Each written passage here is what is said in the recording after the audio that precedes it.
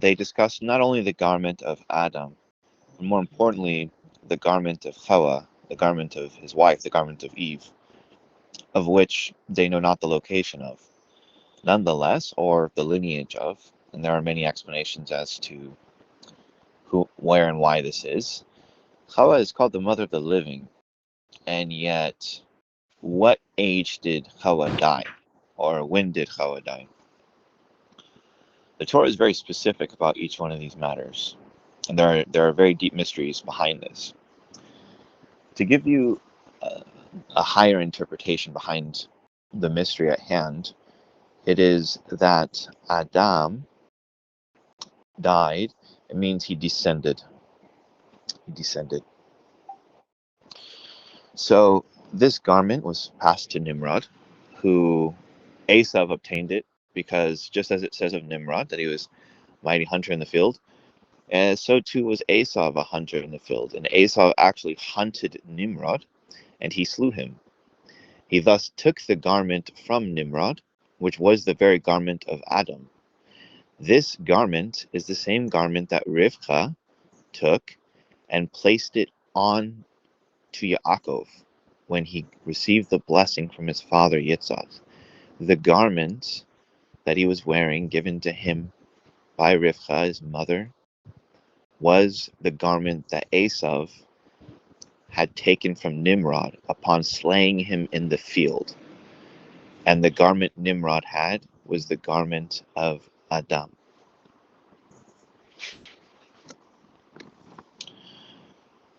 Rabbi Eliezer, personifying Zeranpin, the mystery that will be at hand here, states, and that Nimrod used to entice people into idol worshipping. He used the power of those garments to rule all other people. He proclaimed himself Elohim, the ruler of the world. This similar sentiment was also held by Paro, where the name Paro means Fe, the mouth, and a row of evil, the mouthpiece of evil. In fact, the word Paro, spelled Fe Resh Ayin, the word evil, or Ra, is the name of the chief deity of the ancient Egyptians. They worshipped a sun god, a sun deity, whose name was Ra.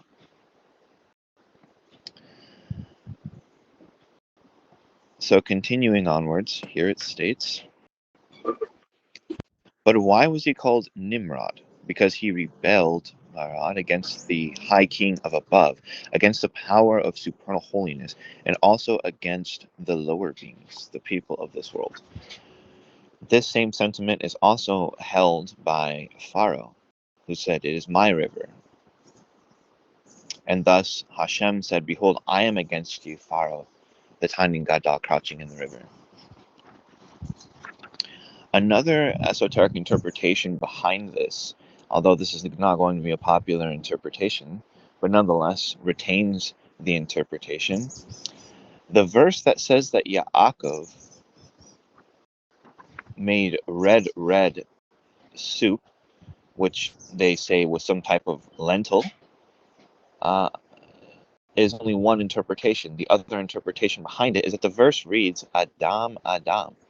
It means man, man. It does not say Edom. It says Adam. It's spelled Aleph, Dalet, Mem. This clearly means a human being. It insinuates that Esav was potentially eating somebody. Why Yaakov was preparing this? Well, according to some mystical traditions, this is exactly why he requested the birthright. He requested the birthright away from Esav because he was completely aware that Esav was essentially monstrous. Now, Esav is a numerical value of the squaring of Cain plus its simple letters, because Esav is a continuation of Cain. And as you all know, when Cain killed his brother Hevel, he began to bite his body like a snake. He began to rip through the flesh in an attempt to discover where his soul was. He could not locate this thing. Thus, we see this idea of cannibalism, or the eating of flesh, was found with Cain, who was essentially eating his brother. And we see it reiterated here with Nimrod, who was hunted in the field by Esav, We see it alluded to softly in the terms of the red stew, Adam, this man stew, and of course in the Legend of the Jews, which is an entirely recognized book, which is a gathering of many different legends from different sections of Agada, the Midrash, the Talmud, and other places. And in there we learn the story about Samael and his baby, and how Adam and Hawa ate this baby. This isn't my interpretation. This is written in the Legend of the Jews. Anyone can go obtain this collection of different midrash, so on and so forth, and it will explain there that according to one interpretation, Samael had left a baby with Adam and Eve in the garden, and upon leaving, the baby was crying and screaming, and he could not silence the baby, and so he cut the baby into pieces. He killed the baby, and yet it still wasn't silent. So he cut the baby up and he ate it. And when Samael came back and asked where the baby spoke from Adam's heart. This is entirely esoteric allusion to the bestial soul, and it says, "From now on, the heart of man will never be disquieted, for I am alive in the heart of the man." Very bizarre sentiment there, and of course this interpretation secretly ties into what was stated regarding a secret video that I revealed regarding a tradition that hails from Transylvania, and this is through the mouthpiece of Rav Eleazar of Worms, in which he holds that the word selam in Atbah is ze'ev, meaning a wolf. A wolf in the sense that they were werewolves. The entire portion has to deal with werewolves. However, in those times, there really wasn't a distinction between a werewolf and a vampire. They were essentially the same thing, the Elucha. Or essentially the same thing. But nonetheless, he holds that Selam is a wolf. He also reveals that this requires the eating of flesh and the continual eating of flesh, otherwise they transform. And this was a secret of Benjamin, who had to stay near Yaakov so that Yaakov could constantly for him some type of an elixir, lest he transform and be killed. The same way Benjamin would be killed is the same way Cain would be killed by those who saw his mark. Thus, they also posit, and again, these aren't my own words, our sages have stated this in various different places, all places that can be verified, and you can go read for yourselves, that Benjamin, when he emerged from the womb of Rachel and she died, and she called him Ben-Oni, meaning the son of my affliction, some sages have held the opinion that he was a werewolf, that was a curse from Lavan, who cursed Rachel for the hiding of the teraphim, and when he emerged, he ate his own mother. And this is not exaggeration. I'm not exaggerating any of this. This is according to their opinions. So this entire cannibalistic allusion to what the wolf, right, goes very deep. In fact, when you start to look at ancient societies, you'll find, for example, that Romulus and Remus, the founders of Rome, of Edom, were weaned and raised by a female wolf, which is a soft allusion to this. Their redness, our sages have said in various places, is a symbol of Samael. It's why they were a war people and they were associated with the god Mars, because Mars is the personification of Samek Mem in the Matharanita spheros of Gvura. They manifest down there in her handmaiden as Mars. So there are many allusions to all of these things. Very, very, very deep mysteries. These mysteries I would not classify as Lurianic in nature. They're not necessarily at the Bariatic Torah level, but you must understand that there are 70 interpretations to the Torah. That's the secret of the word sod, and none of them are invalidated, even if they seemingly contradict each other. In many various places, for example, in Elohim sowed desolations in the earth, one opinion was sowed desolations, and the other was sowed names. And Rabbi Shimon Bar Yochai said these are both correct and proper. And so what this teaches us is that two things that seemingly contradict can simultaneously be true. This was one of the beautiful things about the Arizal, who came and brought reconciliation to many different matters. Now, to better understand where these weird interpretations had came from, in Book 9, we find that it is written, many of the friends are familiar with the Maaseh Bereshis, the workings of creation as it alludes to Tisha, but only the friends,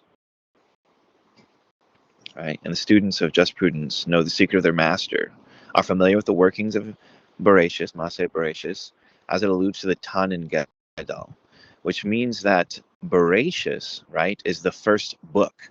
So Maaseh Bereshis doesn't just come to include the first 7 days. Sure, we call that Bereshis, but if you look at a Tanakh, the entire book of Genesis is called Bereshis. So when we say Maaseh Bereshis, as it alludes to the Tan and Gadol, it doesn't just simply mean the 7 days of creation, as that alludes to the Tan and Gadol, but rather it comes to include and encompass the entirety of the Sefer, which comes to include the mysteries of the Tan and Gadol, which were only reserved for the most highest students of the Torah beyond Kedusha, because they moved through the fruit into the husk. Darkness came before light, as is written, Vayomer Elohim Yehior v'Yehior, and before this was darkness. And Cain came before Hevel, and Esav before Yaakov, and Ishmael before Yitzhak. The land of Canaan came before the land of Israel. Therefore, the highest mysteries are going to be in the Sitra Achra, which is exactly why there's virtually nothing written about them conclusively. There are many sages who have dealt with Torah commentaries, but when it comes to any real understanding of the Sitra Achra, it's virtually silent. Just a glimpse here, a glimpse there. Maybe they might have listed an association with this person, and maybe that Sephirah, or maybe they might give, at the greatest of them, may give perhaps a list or an order of klipot, as they allude to those worlds, usually tying them to Tohu Vabohu V'Chashek Al Pnei Tehom, which is very classical understanding, rooted in the Midrash Rabbah regarding Bereshis. But aside from that, it's virtually silent. Even in the most esoteric sefers, an example, Eis Chaim, which has an entire section called Gate of the Klippa, Atzilus, Beria, Yetzir, and Asiya, it is still virtually silent. Although it gives a cosmological order of some things, it silences far more. And the same thing with another gate called the Gate of the Klippa Noga. Now, why am I even bringing up all of this? The reason why is, interestingly enough, it has to deal with Tisha B'Av. Does anyone know where the borders of the altar, so when they were done making a sacrifice, obviously they wouldn't leave it on the inside, they would take it and burn the remnants, the remains, the undesirable portions, they would burn it outside of the camp. Well, that portion where the outside of the camp was, where they burned that, was in the territory of Benjamin. Why was it in the territory of Benjamin? There's another allusion to Benjamin. First off, Benjamin is Ben Yamin, meaning the son of the right. Okay, and why? And he's called the son of my affliction. And Oni is the name of the highest klipa, the first klipa. Okay, so what is this going on here? Well, it's also written, "Behold, I saw Yehoshua the high priest standing before the Melech of Hashem, and the Satan was standing to the right." Satan was standing to the right. And so what's over there on the right? Well, Benjamin is over there to the right. Interestingly enough, they're both alluded to by the dog. Benjamin is in the secret as Ze'ev, the wolf, which is why it's written, and Benjamin was a ravenous wolf. Why was he a ravenous wolf? What a weird way to describe your child. And why did Rachel call him Ben Oni, the son of affliction? And why was he given territory in relation to that on the outside of the camp? Well, the answer is because the fire and the ashes would actually keep away, according to other mystical insights from various sages, they would keep away the werewolf, Benjamin, right? At least that's what they were calling him then. Although I must tell you that, as I stated before, the term vampire, which is a latter term, right? They were not called that. We would call them chalucha, the alucha. was synonymous with transforming into a wolf. And so there really wasn't a distinction between what we would call a werewolf and a vampire. Before, they were kind of one thing, and they were packaged into that same thing. They were all in the mysteries of Samek Mem, so on and so forth, which is also an allusion to what was stated there. But by the power of those garments, so what were those garments? Those garments were garments of skin. And what is skin? Well, skin is also synonymous with the word nakedness. And nakedness is one of the wives of Samael. You go read Apples from the Orchard and go read and cite the writings of the Arizal, and he's going to tell you that Samael has 4 wives. And one of those wives is called nakedness.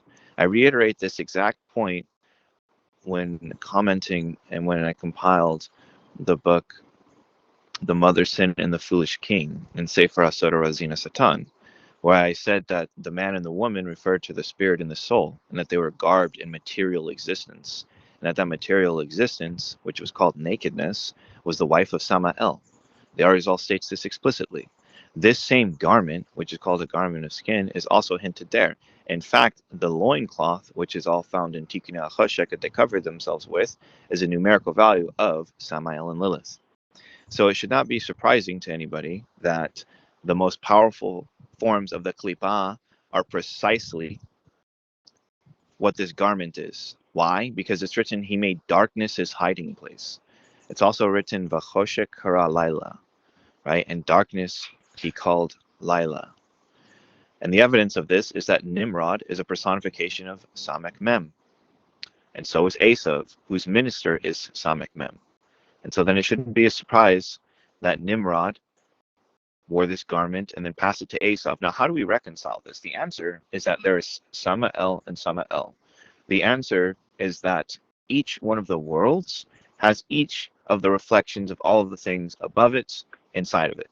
That is to say that just as there is a Zeron pin to every single grade, so too is there a Klippa to every single grade. And so just as we say there's a Zeron pin of Atzilus, a Zeron pin of Beria, a Zeron pin of Yetzirah, a Zeron pin of Sia, people would be staggered to find there's a Samael to each of these worlds. And this is hinted in which it was stated that the value 288, Merchafet, which is 288 die, which is the numerical value of Ibor, is also the numerical value of Samael Zaken. Now, Zaken means 2 things. Zaken means beard, because it was explained to you in Likutei that the beard are the letter Shin Tet Nun. This is a level beyond anything you're going to find in the Lurianic writings, because Chaim Vital was very uncomfortable talking about any of these things, and for obvious reasons. Nonetheless, there is also a holy serpent, and there's an unholy serpent. One is above, and one is below. What is manifested below is an opposite of that which is above, in the same way that a mirror reflects an opposite direction of the image that is being shown inside of it. So, with that being said, Nimrod personifies Samek Mem of his grade, just as Esav personifies Samek Mem of his grade. And just like Cain personifies the same aspect, all of these things personify the same aspect. And this is why they say things like, he cleaved to the angel of death. Well, what does that mean? It means it's Shirosh. It means the Shirosh was in the highest place in that aspect. And I've explained, Melech HaMaves is the secret of Bina. Sometimes Gevura is on the right, which is also revealed. So these are very intricate matters that can get quite confusing. But nonetheless, the interpretation of the Sita Achra indeed is rooted in the Lurianic writings. It's just none have come yet to map it properly. But nonetheless, this is what they're hinting to and why he was a mighty hunter. This is very important understanding, because later on, we need to understand what that garment was. That garment was the garment of the serpent. So Adam had that garment. And then after that, Nimrod had that garment, and he ruled people and deceived the world. And he says he was an Elohim. Well, Elohim has the ordinal value of Samek Mem, as it was explained. And the same thing that Esav, he was a hunter in the field, just like Nimrod, and he hunted Nimrod in the field. This is classic commentary. Anyone who's been in the yeshiva will know Esav killed Nimrod, and he took the garment. Okay. Now, what they probably won't tell you is that the man soup was, according to some traditions, Nimrod. And so then, therefore, Yaakov demanded the birthright because this person is a monster. Rivka gave Yaakov that same garment. and that garment made him appear as Esau. And this is what is written: the hands are Esau, but the voice is Yaakov, which means that he was garbed entirely in the klipot. He was hairy. Hairy, the word hair, seir, right, is the same word as goat demon. A seir is also an allusion to Azazel, and it's also allusion to the gates. And so when it says his arms were hairy, it means that he was garbed in the demonic, garbed in Shadam. It's just a simple term for it. That means if you were to have seen him, you would have thought that he was Samak Mem. And it's the same thing as to why Yitzhak became dimly sighted, because Samael is also Somael, which means a blind god or blind to God. Yitzhak's root is in Gevurah, and the ministering angel over Gevurah is Samael, who blinds those that are near it. This is the reason why Chaim Vital, who was also a Gilgal of Cain and rooted in Gevurah, also went blind at the end of his life. Okay, it was a part of his tikkun, in the same way Yitzhak became dimly sighted. But Yaakov is garbed in this garment. This is very important. And so then after the collection of this garment, we find this garment is very much like the Egyptian. And so then therefore, the Egyptian is how they would describe Yosef, who they did not recognize. And an Egyptian is exactly what they would describe of Moshe Rabbeinu, of whom they said, an Egyptian man saved us.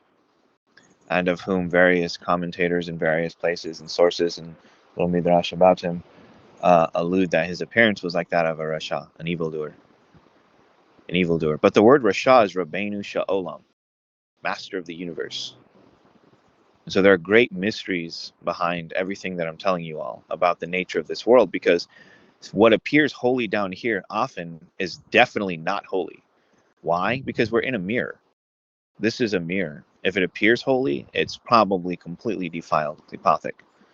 And what is unholy, or what more than likely has more light in it than you would think.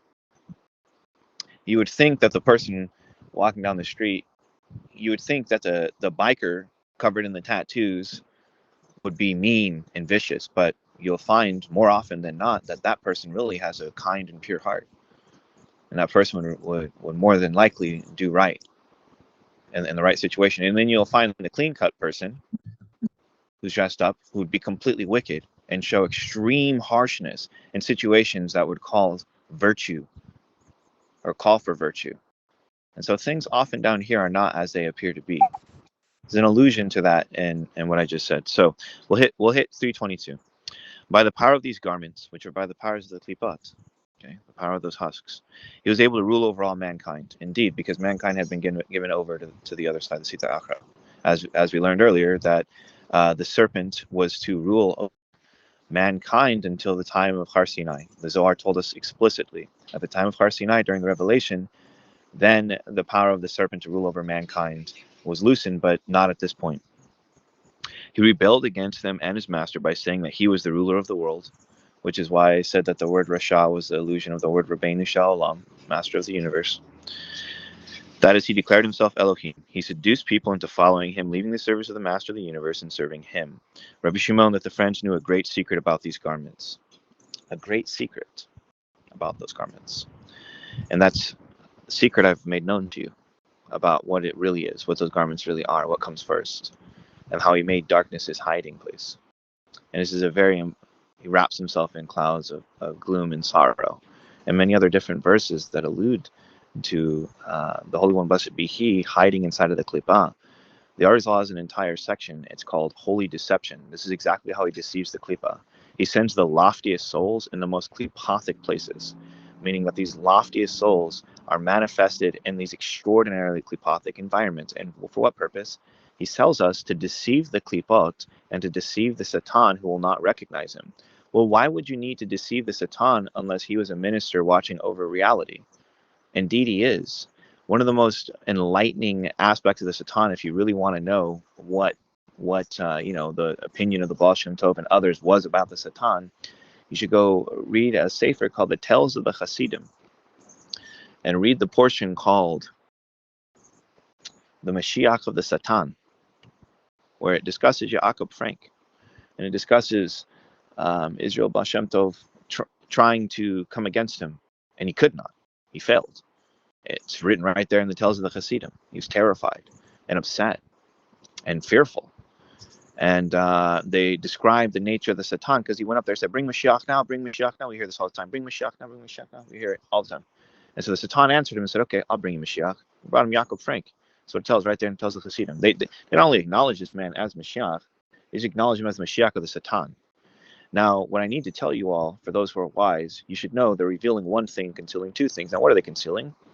Just as I told you, the husk comes before the fruit. Assuredly, these false Mashiach will, a false Mashiach ben David, a Mashiach ben Yosef, a Klipathic Mashiach ben David, and a Klipathic Mashiach ben Yosef will appear first. And it's the same thing that this is a classical understanding of our sages that talks about a false Mashiach will lead many people astray before the real Mashiach comes.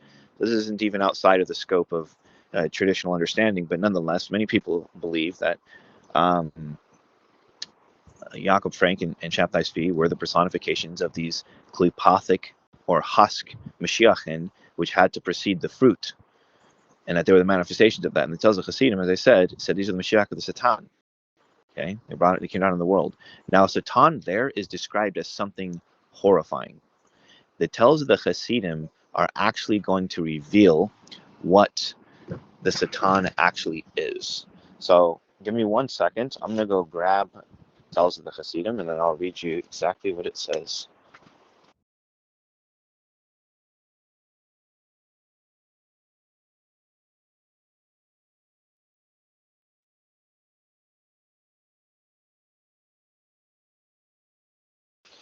Okay, and for the sake of the group, I will send a picture of the portion so that you guys can read for yourself to verify what I'm saying, because these subjects are not talked about, and therefore they seem very strange and very foreign when people hear them.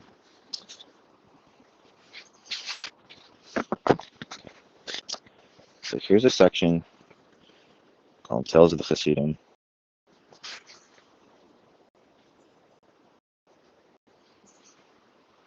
And it's called the False Messiah.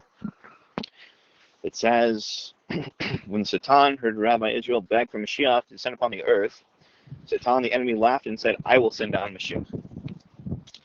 Light has one great eye, but darkness has 1,000 arms. And light is one and master of eternity, but Satan is legion and range from each instant to each instant. Do you know what they're identifying the Satan as? I'm going to share with you all. This is going to be incredible. And now Satan reached forth one of his 1,000 arms and brought down the false Messiah, whose cursed name was Yaakov Frank. So he's talked about right here. He lived on earth, announced himself as the Redeemer, the Son of God, with 12 disciples, which is exactly what Yeshu did. He walked around with 12 disciples. He's literally reiterated all of that. Now, for those who are even more learned in this matter, you should know that Yeshu, according to very, very, very great Hachamim, who no one in this generation has the ability to challenge. An example, Rabbi Moshe David Vali, and according to Ramchal and others, Yeshu is a personification of Mashiach ben Yosef. Well, should you read the words of Yaakov Frank or do any actual research on him, you will learn that they perceived Yaakov Frank to be Mashiach ben Yosef. Okay? So it's not surprising that they're archetypally following each other. Nonetheless, I want to share with you all exactly what happens at the end of the matter. Okay, so this is what he says.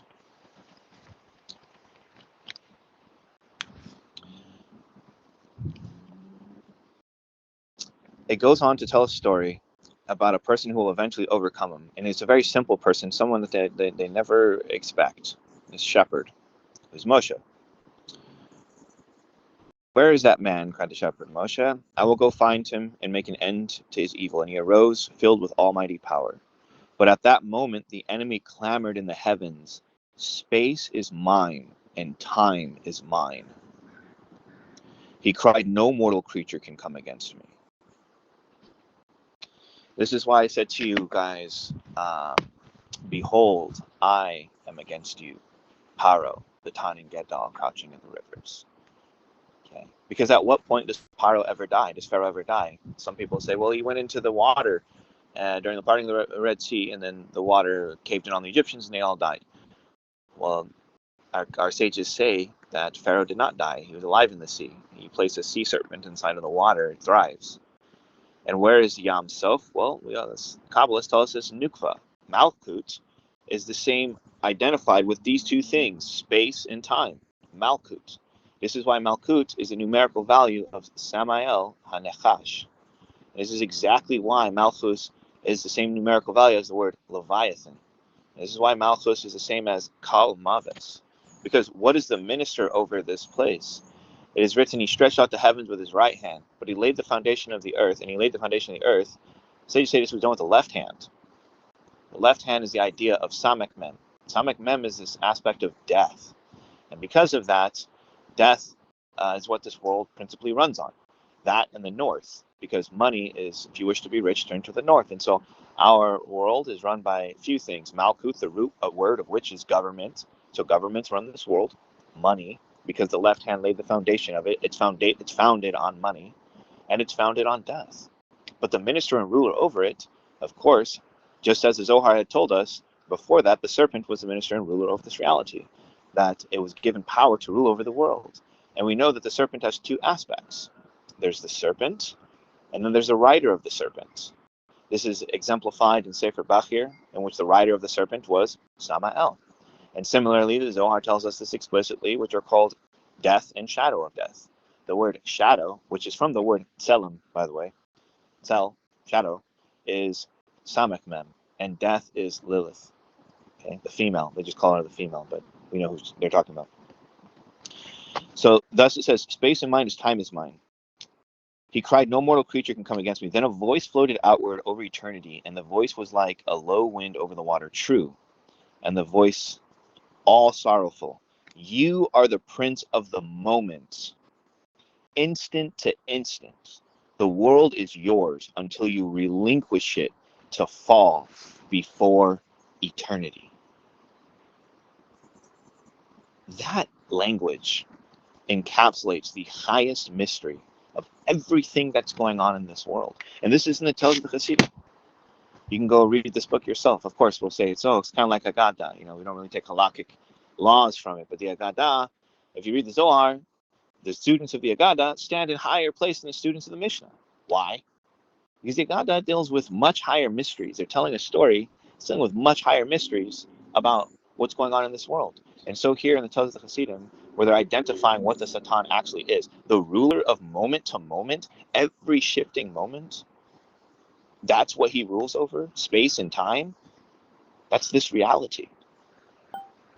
And so they're telling you that the ruler of this reality is the Satan. Of course, then the one who wears the garments of the Satan thus rules this place. And so what did he do? He founded all of the principles that led to that, just like he followed Adam. What did Nimrod do? He made himself into an idol to become a Avodah Zarah, because it says, I will make, even though you make your nest amongst the stars, I will bring you down from there. An example, he tried to make himself like the Most High. Nimrod did the same thing. He made himself like the Most High to lead the world astray through Avodah Zarah, because that's what Samek Mem does. That's what the Satan does. The Satan leads the world astray through Avodah Zarah, through idolatry. So he practiced that. He also instituted Malkut, not the Shekhinah, because the Shekhinah is the Panimios of Malkut. Malkut is a husk. It means government. And so what did Nimrod do? Built a government to control the people. And what was he eating? Flesh. How do we know? Because in the story of Daniel, it tells us he would just eat vegetables. He said, oh, you can't possibly survive just off of vegetables. They said, okay, just give us vegetables. Come check. We'll be fine. They just ate vegetables. They didn't eat the meat. They're eating meat, which is principle of death in the left column. It's all red. So I can't go into much deeper detail about the matters that I've revealed here, although I've laid down many different puzzle pieces without quite connecting them all together. So as this particular lesson doesn't afford us enough connections to really go into the depths of what it's wishing to go through without bringing in many other portions and connecting them together. Scrutinize the word of the Zohar. Why is it saying Nimrod the mighty hunter? commentary to bring out who these other characters, who else was a hunter, what this garment was. This garment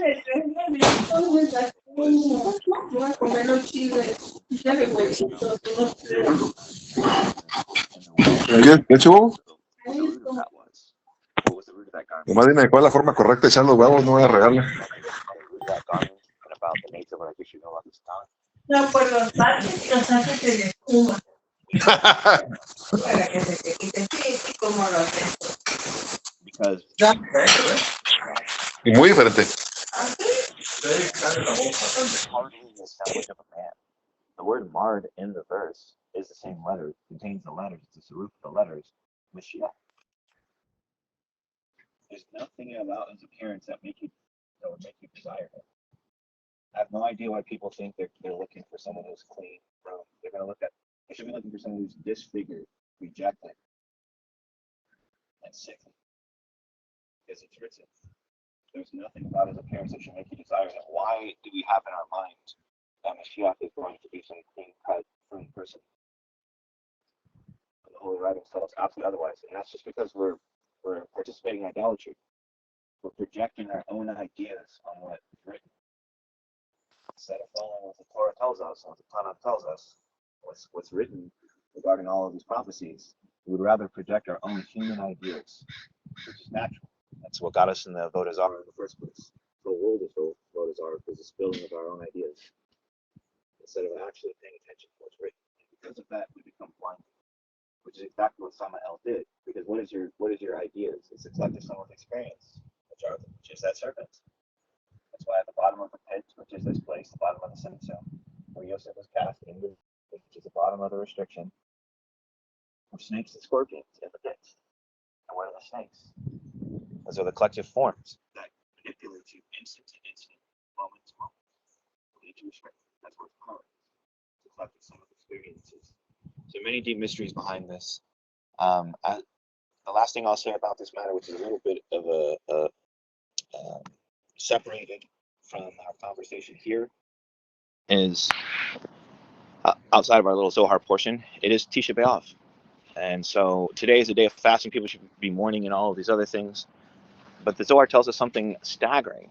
The Zohar tells us in Pinchas, there's no third temple mentioned in the Torah because the temple that Shlomo HaMelech made was a sin to create, from which it is said, unless the Holy One, blessed be He, builds, those who labor build in vain. And because of that sin, they had to create the second temple, which is led by Zerubbabel, just to be destroyed again.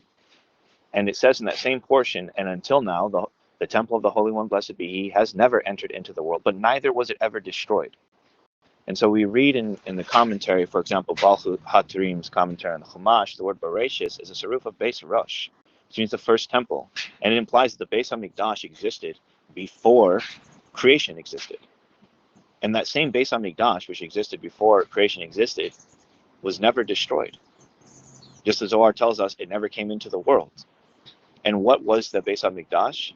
Well, it tells us in Truma, book 11, the Zohar tells us that just as the entire world was created through the letters, so was the Beis HaMikdash, the Holy Temple. With every single letter having an exact place. The Holy Temple was made through the letters and the letters alone. Nothing else in that letter, in that temple. There are no walls, only letters. And it was for this reason that Tractate of Avodah Zarah says for you to create a menorah is Avodah Zarah. It's an idol. To create anything inside of the temple. Why? Because the objects inside of the temple were never meant to be taken as a literal thing. The second you manifest this, the candlestick, you immediately make an idol. And how do we know this? That is Lashon HaKodesh. Well, Likutei tells you. The three objects, the altar of incense is Aleph, the menorah is Shin, and the shewbread is Mem. That's Aleph separates Mem from Shin. They divided each other. The altar of incense separated the menorah from the shewbread. The 7 branches of the menorah are the 7 double letters. And the 2 stacks of 6 shewbread, the 12 pieces of bread on the table, refer to the 12 elemental letters. And thus we find that the holy place in which all these objects were found is the secret of the 22 Hebrew letters. And it was exactly as our sages stated, exactly what the Zohar said, is that the temple was made by the letters and the letters alone. And if you want further confirmation of this, the word Beit in Atbash, the word Beit, the letter Beit is the letter Shin. The letter Yod is the letter Mem, and the letter Tav is the letter Aleph. Shin, Mem, and Aleph. Aleph, Mem, Shin, that is the temple of God. And it is here on the earth, and you guys are witnessing it. Those who see what I've taught you, you are witnessing the glory of God. So many people will mourn today, but I will not mourn for a sin. Instead, I'm going to rejoice in the fact that I see his kavod, the glory of God, in his true letters, and his temple has been revealed. So with that being said, many blessings to you all. As David HaMelech said, open my eyes and I behold the wonders of your Torah. Amen, everybody. Shalom and salah. Amen. Amen.